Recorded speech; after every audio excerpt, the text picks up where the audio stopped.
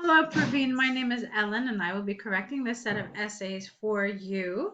Let's take a look at what you've written here. We've got the English and Homestay letter, so let's see what you wrote. Dear Mr. Jones, I'm writing this letter in order to introduce myself and also to get further information regarding my upcoming stay in the United Kingdom. My name is Jacob, and I am really grateful for the opportunity to stay at your wonderful house as part of the program. I am a graduate student at the University of Alabama, and I am pursuing a degree in computer science. Moreover, I have a passion for traveling, which has led me to places all over the world. Lovely. That's very nice. Um, I like it. The grammar is very nice, and no other comments really. I think it's a great introduction. I think you did exactly what you were supposed to do. You stated the reason for writing, then you introduced yourself, you thanked them, and it's great. All right, my experiences have taught me that preparation for travel leads to comfortable experiences, and hence I've started thinking ahead. Most importantly, I would like to know more about what kind of clothes I should be packing and whether rainwear is essential. Besides that, I would appreciate some guidance on whether you would recommend going around town by public transport or taxi. The information would help me understand how much money I should be taking along with me. Great. Excellent questions. You used all indirect questions, more formal language. It's fantastic. Grammar is very good. Very nice vocabulary. Natural. Excellent. My flight, not here. I don't really like this. Not it would be landing. My flight will be landing at Heathrow Airport. Careful with your spelling. At 10:15 a.m. on the 15th of August.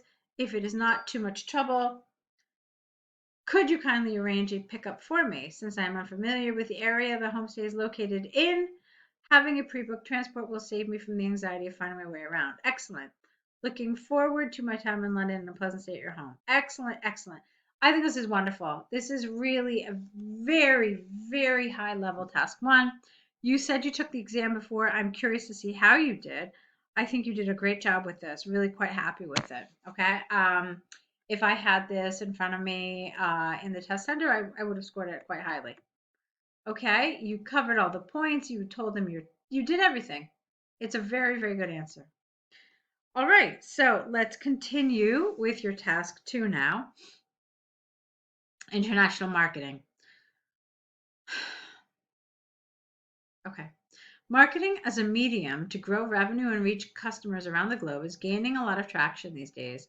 While some view international marketing as an unwanted activity penetrating the nation, others are of the opinion that it is an essential method of informing people about foreign ideas, languages, and culture. In this essay, I will evaluate both the viewpoints and elucidate why I believe that global marketing is a necessary method for spreading information across many countries. Very good. Excellent. Okay, let's continue. On one hand, citizens of a few countries are vary. What's going on with your grammar here? Citizens of a few country are wary is the word you wanted with a W. Okay. And I wouldn't say a few, I would say some. Citizens of some countries are wary of being exposed to advertisements for products originating from other countries. It is because, not it, this. This is because they believe that such marketing activities will result in the death of local businesses and will have a direct impact on the economy. In other words, it is akin to not a military invasion from a superpower, which leads to bad consequences. For example, in India, the concept of fast food restaurants was propagated through international marketing and has led to many traditional restaurants shutting down. Thus, a section of the country will always be against such events happening in the future. Okay, lovely. We'll talk about it more as we continue. On the other hand, there are supporters, not two, but supporters of the notion that global marketing is an economical way of inculcating new thought processes and imbibing new cultures. Now, here I'm not a huge fan of some of this vocabulary. It's just unnatural. And I know a lot of students in certain parts of the world love using words like inculcate and imbibe. They're just not natural. Here, I would prefer you to use something maybe not so uh, uncommon, So sometimes really the common word is is the most appropriate and it's the most natural. So I would have changed these two words, imbibe and inculcate. Okay. Let's see. If not for global marketing, we would be rooted in outdated ways of thinking and going about life. For instance, in India, mechanical implements. Do you mean, you don't mean implements, mean a different word here. Instruments, equipment, I'm not sure. Mechanical equipment and tractors were not utilized in agriculture for the longest time. Uh, Here you want to use a however or a yet. Yet, foreign advertisements educated people in the use of modern tools and technologies, which led to an increase in the yield of fruits and vegetables. Consequently, new methods of farming took shape in the country as a whole, progressed in the right direction. Good. In conclusion, while there is some merit to the opinion that international marketing encroaches the market share of encroaches on local companies, the benefits of being subjected to new information are much higher than the potential ill effects. Hence, I strongly believe global marketing is very much needed if we want to see progress in all parts of the country. Okay, I really like this. I think you did a great job. Really very nice. You understood the topic. I can't tell you how many times people misunderstand this topic. That did not happen to you. I think you wrote a very good essay. Let me tell you what my one concern is. And this might seem kind of silly, but I do feel like I have to tell it to you. So look at the length of your introduction, and you can see that it goes into the third line. Look at then your two body paragraphs. They are almost identical in length. Maybe they have like one sentence more, but that's about it. So for me as an examiner, that's always a red flag. And what do I mean? I mean, it's kind of a sign to me, like when I look at the paper, that the person has either written too much in their introduction or not enough in their body.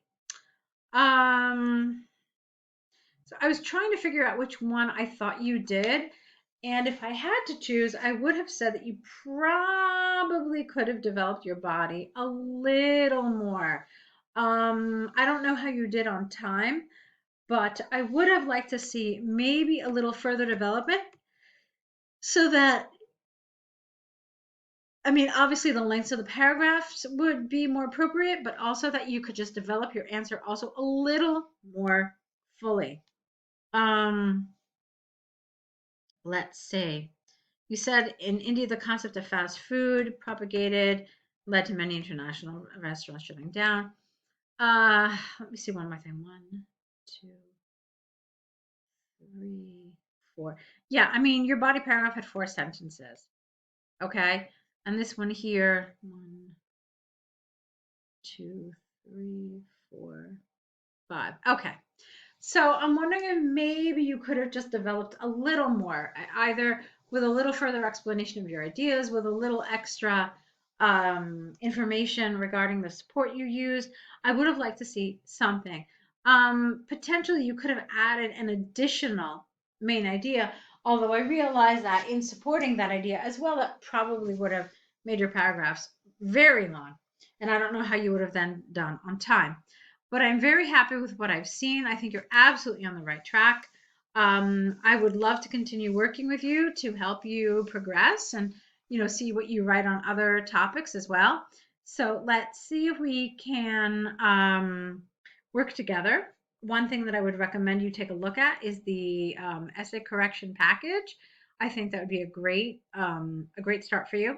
Okay, so let's see if we can do that, and I hope we can work together. Best of luck to you.